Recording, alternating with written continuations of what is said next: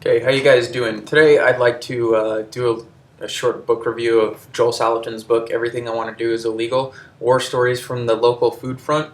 Um, and you can see the USDA is coming in their tank, holding up Farmer Salatin there with all his critters running around. So let's get right into it. Here's a table of contents here. So it's divided into three main parts: the past, the present, and the future. So he wrote an original essay a while ago, just kind of like a brief background about what's going on here. Raw milk and dairy. He talks about how he was when he was a younger man, that he wanted to milk 10 cows and he could make $30,000 a year from it, or a good wage, and he could live on that, and that was something he was willing to do. But then raw milk became illegal to do that, so he basically had to find another way. So that kind of gets into it. Chapter 5 is about bacon, and how he wanted to produce his own bacon, but the food police deemed that to be illegal. So he goes in and talks about some really hard numbers about how processing adds an additional $4.50 per pound to his bacon, and he has to sell it for $9 a pound. So if he could process his bacon himself, like in a smoke shack or something, and he could cure it and then sell it himself, how it would reduce the cost significantly of his food, therefore making it more affordable for everyday people like you and I. So Chapter 7 goes on to talk about the Million Mile Chicken, basically the food distribution network that we have in this country, and how inefficient and insane it is.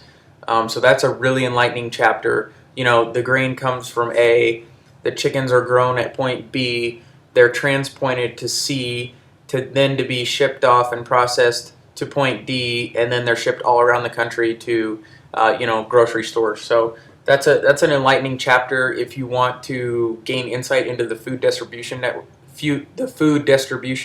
network in this country. Chapter 8 basically goes on to talk about organic certification. So this is in the present. Okay, we're moving on, and how basically organic certification has been bastardized, and that's the term that he uses, by the USDA and basically big agriculture, and how basically it doesn't really mean anything anymore. So that's a huge issue for organic in general. Organic is one of the hot items all around the world now, especially in the United States. Is this organic? Is it not organic?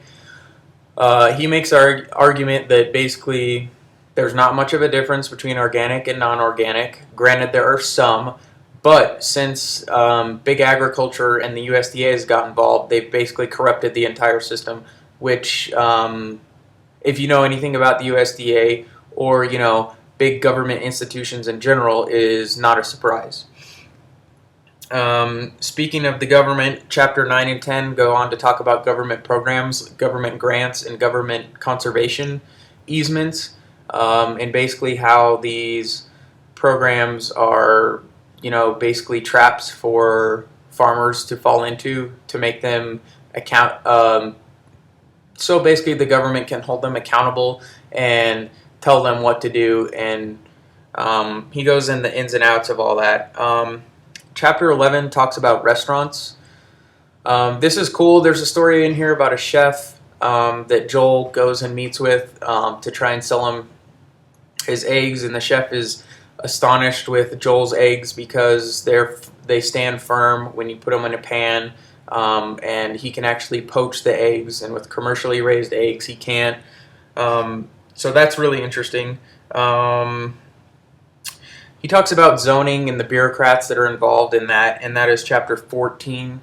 The zoning regulations can be pretty ridiculous depending on where you are. So he goes in and talks about the ins and outs of zoning, and basically his likes and dislikes. Chapter 15 is on labor, and specifically child labor. When his son Daniel was working for him when he was a child, he had to be careful. He goes into a little bit about the history of child labor, quote unquote, about how kids started to work at an early age because,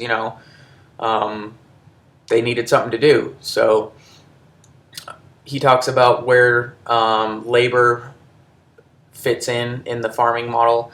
It's enlightening. It's I definitely learned some things. So check out chapter 15 for sure. Chapter 16 is on housing. Hilarious stories in here about how his son Daniel wanted to build a house, and they have a sawmill on their property, and they have a bunch of hardwoods. So his son wanted to cut down trees, mill the lumber himself, dry the lumber, and then use it in construction. And basically the government came in and told him, no, you can't. You can't use this solid 2x12 oak for a wall because it's not graded.